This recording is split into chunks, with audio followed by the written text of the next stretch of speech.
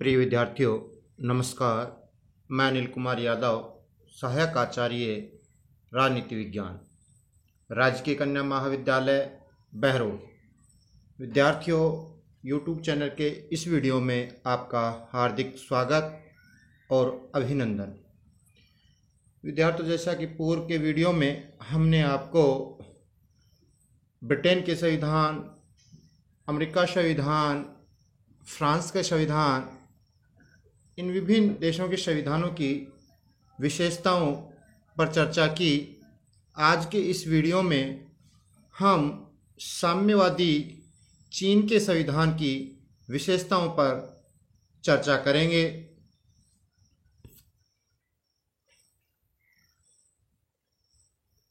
तो सबसे पहले हम बात करें चीन का जो वर्तमान संविधान जो वहाँ पर लागू है वो कब हुआ और उसकी प्रमुख विशेषताएं क्या क्या हैं जो कि हमारे सिलेबस के अनुसार है। तो विद्यार्थियों, चीन का जो वर्तमान संविधान 4 दिसंबर 1982 को स्वीकृत हुआ था, जिसमें 1978 में जो संविधान था उसमें काफ़ी संशोधन करके और एक नया संविधान 4 दिसंबर 1982 को स्वीकृत किया। अब इस संविधान में क्या क्या विशेषताएं दी है उसके बारे में आज यहाँ चर्चा करेंगे। चीन का जो 1982 का जो संविधान है वो लिखित एवं निर्मित संविधान है। मैं बार बार बता रहा हूँ कि पूर्व जो संविधान थे उनके बारे में हमने चर्चा की थी, उनके बारे में भी हमने विभिन्न लक्षणों के बारे में आपको स्पष्ट किया था। यहाँ पर हम पहली विशेषता है लिखित एवं निर्मित संविधान। चीन का संविधान लिखित संविधानों की श्रेणी में आता है। इस संविधान के जो कुल अध्याय हैं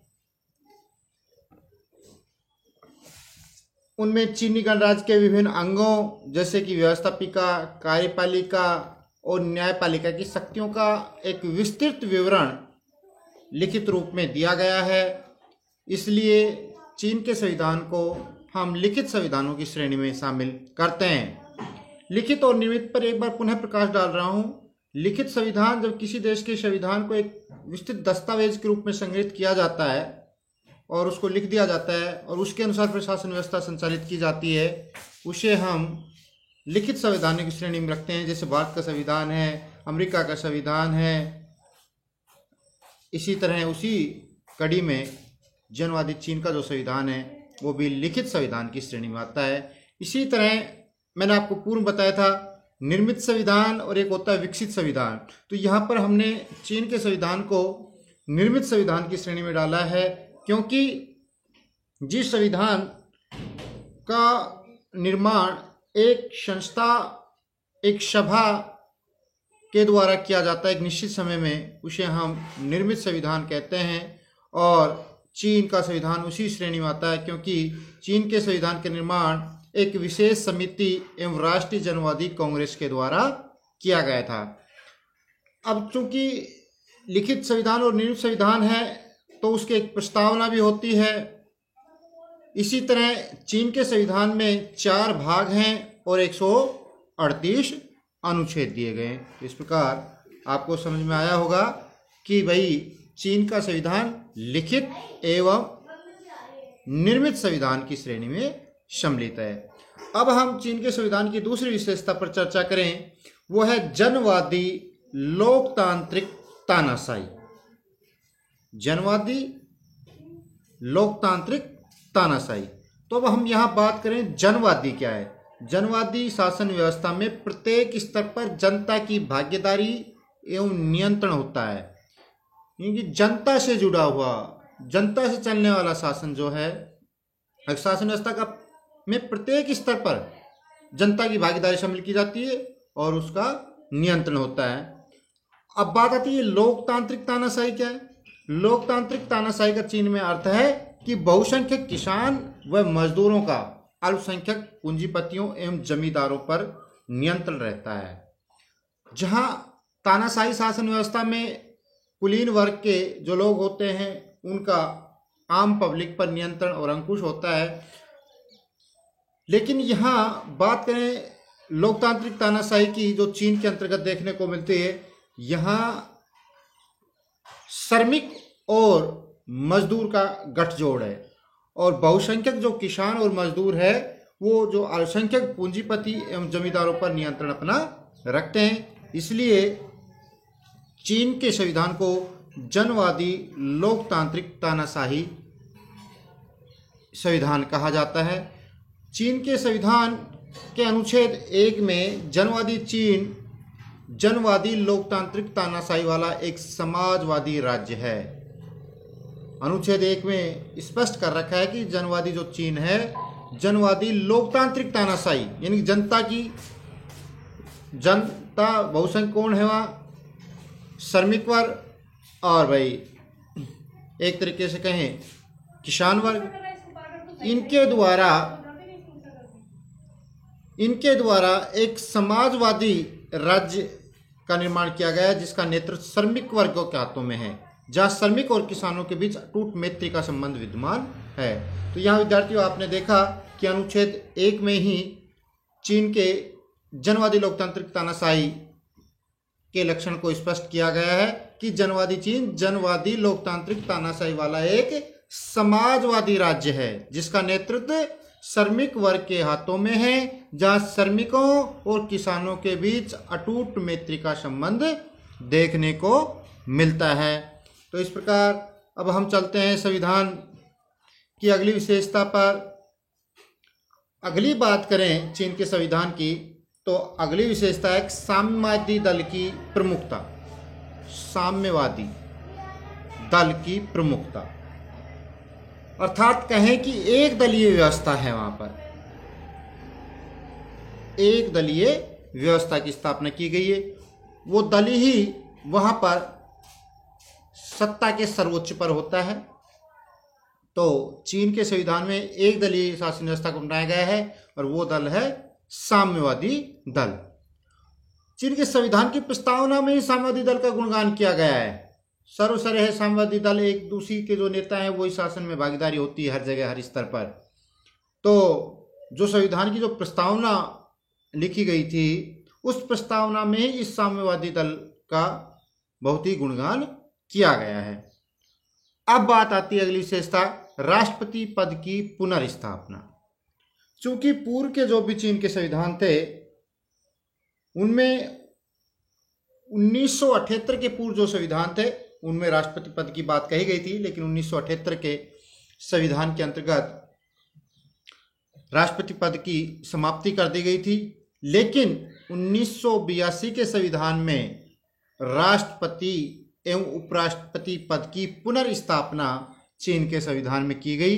राष्ट्रपति और उपराष्ट्रपति पद की व्यवस्था 1982 के संविधान में पुनः की गई, जो कि 1978 में समाप्त कर दी गई थी। इसलिए हम बात करें राष्ट्रपति का कार्यकाल, तो राष्ट्रपति का कार्यकाल 5 वर्ष का होता है चीन में।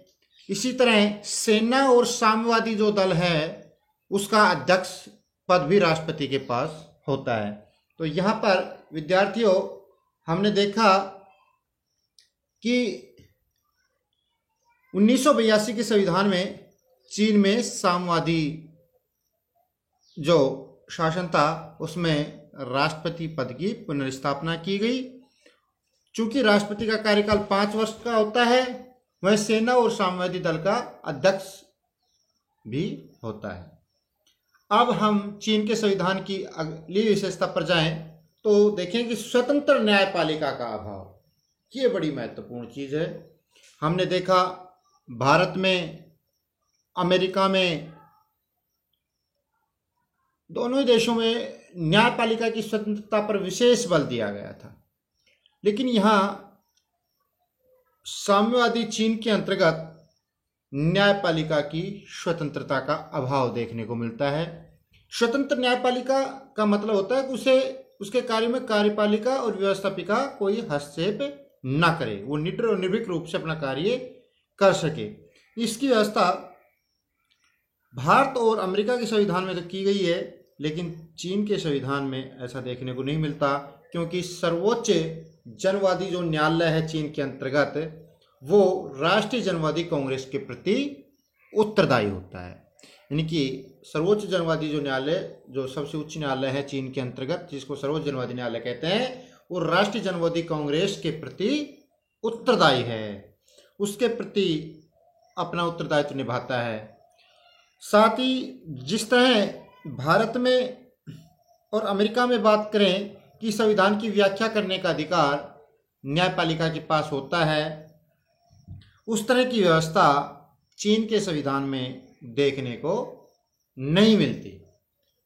और इसके अलावा चीन के संविधान के अंतर्गत जो चीन का सर्वोच्च जनवादी जो न्यायालय है, उसको न्यायिक पुनर्अवलोकन की शक्ति भी प्राप्त नहीं है। न्यायिक पुनर्अवलोकन की बात की जब बात करें हम, तो मैंने पूर्व में आपको बताया था कि जब न्यायालय को, सर्वोच्च न्यायालय को, किसी भी देश के सबसे उच्च न्यायालय को व्यवस्थापिका के द्वारा बनाए गए किसी कानून और कार्यपालिका के द्वारा लागू किए गए किसी आदेश की समीक्षा करने की शक्ति हो, उसकी पुनर्जांच की शक्ति हो, तो उसे कहते हैं न्यायिक पुनरावलोकन। और यदि वो संविधान की भावना के अनुरूप नहीं, उनको रद्द कर देगा। तो ये शक्ति जो है सर्वोच्च न्यायालय की, वो भारत और अमेरिका में तो है, लेकिन यहाँ चीन के सर्वोच्च जनवादी न्यायालय को न्यायिक पुनर्अवलोकन की शक्ति नहीं रहती। अर्थात व्यवस्थापिका और कार्यपालिका के द्वारा जो भी आदेश या कानून जारी किए जाते हैं, उनकी जांच करने की शक्ति सर्वोच्च जनवादी न्यायालय को नहीं है। अब बात करते हैं विद्यार्थियों अगली विशेषता पर, वह है जनवादी गणतंत्र। जनवादी गणतंत्र यानी कि रिपब्लिक, पीपुल्स रिपब्लिक्स। यह गणतंत्र की जब बात करें तो चीन के संविधान के अनुच्छेद 2 में स्पष्ट कहा गया है कि चीन के जनवादी गणतंत्र में संपूर्ण सत्ता है वो जनता में निहित होती है। तो गणतंत्र वही होता है जहां सत्ता जनता में निहित हो।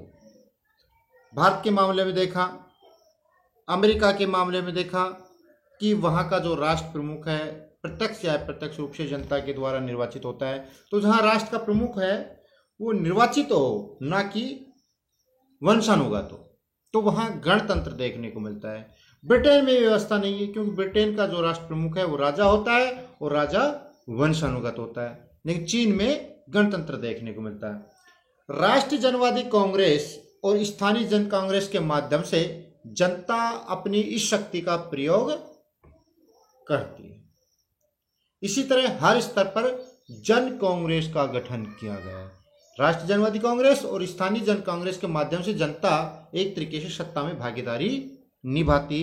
इसलिए हम कह सकते हैं कि चीन का जो संविधान है वो जनवादी गणतंत्र है। एक चीन के संविधान की और अच्छी विशेषता है, वो है लोकतांत्रिक केंद्रवाद का सिद्धांत। लोकतांत्रिक केंद्रवाद का सिद्धांत का उल्लेख चीन के संविधान के अनुच्छेद 3 के अंतर्गत किया गया है। उसमें स्पष्ट किया गया है कि चीन के सभी शासकीय अंग, जिसमें कार्यपालिका भी आ गई, व्यवस्थापिका भी आ गई, न्यायपालिका भी आ गई, लोकतांत्रिक केंद्रवाद के सिद्धांत को लागू करेगा। तो अनुच्छेद 3 में स्पष्ट कर दिया गया है कि चीन के जो भी सभी शासक अंग हैं वो लोकतांत्रिक केंद्रवाद के सिद्धांत को लागू करेगा। अब यहाँ हमें लोकतंत्र और केंद्रवाद दोनों पॉइंटों को अलग अलग से समझना होगा। लोकतंत्र क्या है और केंद्रवाद क्या है, तब लोकतांत्रिक केंद्रवाद के सिद्धांत को हम वहाँ समझ पाएंगे। तो लोकतंत्र का मतलब समस्त जनता के अंतर्गत निहित होता है। लोकतंत्र की भावना समस्त जनता का जब शासन होता है एक तरीके से, जिसमें भागीदारी होती है, तो एक तरह से लोकतंत्र होता है। अब केंद्रवाद की जब बात करें हम, तो शासन या साम्यवादी दल का प्रत्येक निम्न अंग, शासन या साम्यवादी दल का जो प्रत्येक निम्न अंग है, निचले स्तर का जो अंग है, अपने ऊपर वाले अंग के अधीन होगा। यही केंद्रवाद है। यानी धुरी से नीचे की तरफ जब हम चलकर आते हैं, केंद्र बिंदु से नीचे की तरफ जब हम चल के आते हैं, तो प्रत्येक ऊपर से प्रत्येक निचला अंग वो अपने ऊपर के अंग के अधीन होता है, उसके अधीन कार्य करता है, अर्थात निम्न अंग को अपने उच्च अंग की आज्ञा मानना अनिवार्य है। तो इस प्रकार विद्यार्थियों, हमने आज चीन के संविधान के अंतर्गत कुछ प्रमुख विशेषताएं देखी। जैसे चीन का संविधान, वर्तमान संविधान जो है वो कब लागू हुआ उसके बारे में बताया आपको 1982 में। इसकी विशेषताओं के बारे में अपन ने देखा कि लिखित और निर्मित संविधान है। इसके अलावा अपन ने देखा कि चीन का जो संविधान है वो जनवादी लोकतांत्रिक तानाशाही है, यानी कि यहाँ पर जो बहुसंख्यक किसान और जो मजदूर हैं उनका अल्पसंख्यक एवं पूंजीपतियों पर नियंत्रण होता है। साथ ही बात करें हम साम्यवादी दल की प्रमुखता है, अर्थात एक दलीय शासन व्यवस्था यहाँ देखने को मिलती है, जहाँ पर साम्यवादी दल का प्रभाव रहता है प्रमुख रूप से। इसी तरह 1982 संविधान में राष्ट्रपति पद की पुनर्स्थापना की गई। इसके अलावा एक महत्वपूर्ण जो विशेषता आपको बताई थी, स्वतंत्र न्यायपालिका का अभाव देखने को वहाँ मिलता है। इसके बाद बात करें वहाँ जनवादी गणतंत्र है। इसके बाद बात करें लोकतांत्रिक केंद्रवाद के सिद्धांत को अपनाया गया है। धन्यवाद विद्यार्थियों।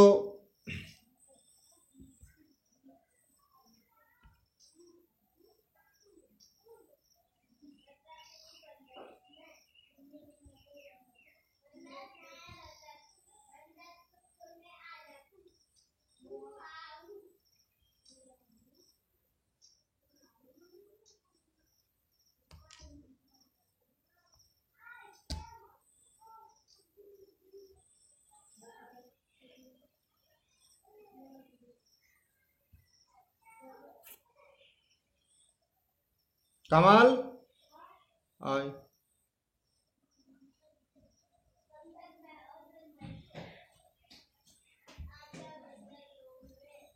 वीडियो में सेव करा तो वो, अरे अभी आपने पूरा इमेज